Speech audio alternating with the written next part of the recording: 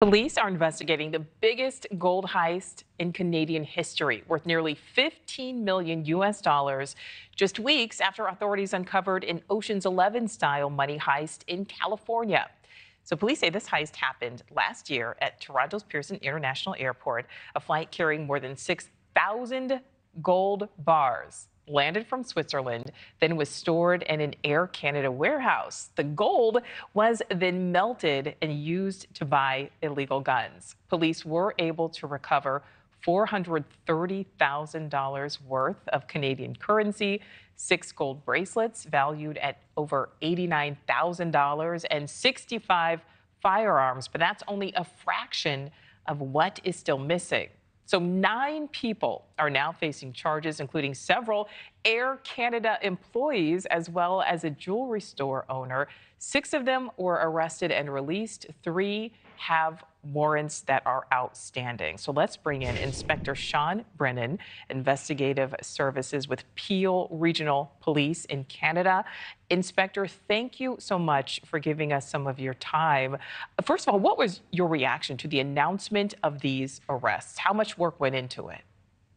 Thank you for having me here today, Nichole. It was a long haul over the course of a year where a handpicked team of subject matter experts worked tirelessly, unwavering commitment for a year. So it was great to have realized some arrests in this case, and we've made significant progress since that time.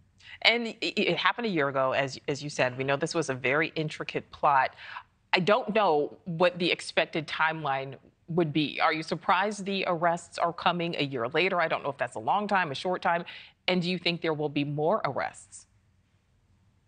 I'm not surprised, really, with the resources. This is a case that really highlights when you get the right people, the right funding, the right leadership in place, what can be done and accomplished. I can't say enough about our policing partners, the ATF, the RCMP, OPP, CISO, Halton, all the services. That this was a great collaboration of work, and with that much effort and commitment by some of the best in the business is put into it, these results are possible.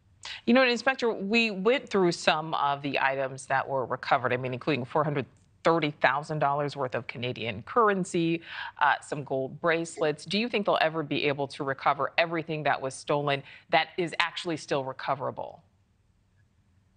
Realistically speaking, to have recovered some of the gold, a kilogram worth, was fortunate. We allege that the gold is the property has been transitioned and melted into other forms in order to be trafficked.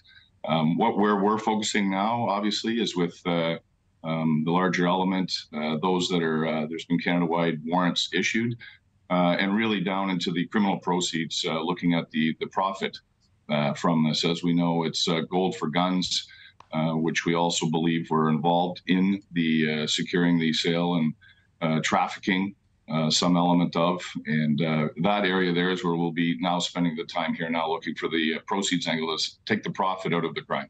Yeah, and I want to talk to you more about that, Inspector, because again, as you said, as we said, it's believed they melted down some of this gold, and when they sold it, then used the profits to buy those illegal firearms. Just talk about why that would be a motivation and how that plays into many of the crimes that we're seeing today.